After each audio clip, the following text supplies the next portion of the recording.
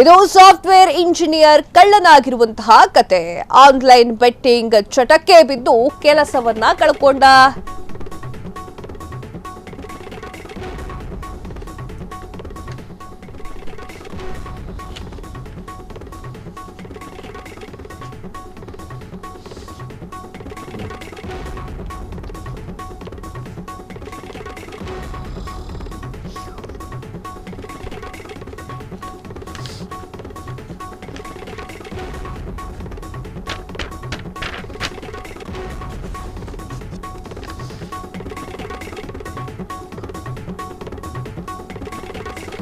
ಇದು software engineer ಕಳ್ಳನಾಗಿರುವಂತಹ ಕತೆ. Online betting ಚಟಕ್ಕೆ ಬಿದ್ದು ಕೆಲಸವನ್ನ ಕಳ್ಕೊಂಡ. ಬೆಟ್ಟಿಂಗ್ ಚಟಕ್ಕೆ ಬಿದ್ದು ಅಪ್ಪನ ಆಸ್ತಿಯನ್ನ ಮಾರಿಸಿದಂತಹ ಪುತ್ರ ಕಡೆಗೆ ಯಾವುದೇ ಹಣದ ಮೂಲ ಸಿಗದೆ ಇದ್ದಾಗ ಕಳ್ಳತನಕ್ಕೆ ಇಳಿದಿದ್ದಾನೆ. ಮನೆಯ ಮಾನ ಹರಾಜುನ ಹಾಕಿ ಕಡೆಗೆ ಪೊಲೀಸರಿಗೆ ಸಿಕ್ಕಿ ಹಾಕಿಕೊಂಡಿದ್ದಾರೆ.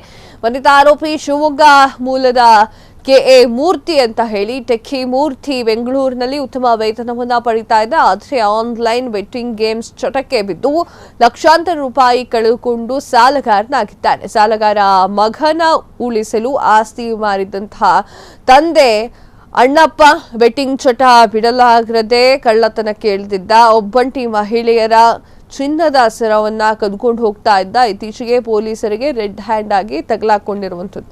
ಚೆನ್ನಾಗಿರೋ ಕೆಲಸ ಸಿಕ್ಕಿದೆ, ಚೆನ್ನಾಗಿ ಓದಿದ್ದಾನೆ, ಏನು ಸೋಮವಾರದಿಂದ ಶುಕ್ರವಾರದವರೆಗೆ ಕೆಲಸ ಬೇರೆ ಇದೆ, 2 ದಿನ ವೀಕೆಂಡ್ ಬೇರೆ. ಇಷ್ಟೆಲ್ಲ ಆದರೂ ಕೂಡ ಬೆಟ್ಟಿಂಗ್ ಎನ್ನುವಂಥ ಚಟ ಇದೆಯಲ್ಲ, ಅದು ಮನುಷ್ಯನನ್ನ ಯಾವ ರೀತಿ ಬೇಕಾದರೂ ಮಾಡಿಬಿಡುತ್ತೆ, ಯಾವ ಕೆಟ್ಟ ಕೆಲಸಕ್ಕೆ ಬೇಕಾದರೂ ಕೈ ಹಾಕಿಸಿ ಬಿಡುತ್ತೆ ಅನ್ನೋದಕ್ಕೆ ಇದೇ ಉದಾಹರಣೆ.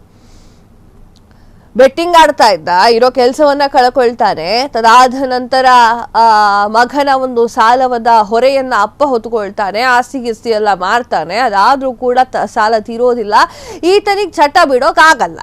ಹಾಗೇನ್ ಮಾಡ್ತಾನೆ, ಒಂಟಿ ಇದ್ದ ಮಹಿಳೆಯ ಸರವನ್ನ, ಚಿನ್ನದ ಸರವನ್ನ ಕದ್ದಿದ್ದಾನೆ. ಈಗ ಪೊಲೀಸರ ಅತಿಥಿ ಆಗಿದ್ದಾನೆ. ಕ್ಷಣ ಕ್ಷಣದ ಸುದ್ದಿಗಳಿಗಾಗಿ ಫ್ರೀಡಂ ಟಿವಿ ಸಬ್ಸ್ಕ್ರೈಬ್ ಮಾಡಿ, ಲೈಕ್ ಮಾಡಿ ಹಾಗೂ ಫಾಲೋ ಮಾಡಿ. ಹೊಸ ಸುದ್ದಿಗಳ ನೋಟಿಫಿಕೇಶನ್ಗಾಗಿ ಬೆಲ್ ಐಕಾನ್ ಮೇಲೆ ಕ್ಲಿಕ್ ಮಾಡಿ.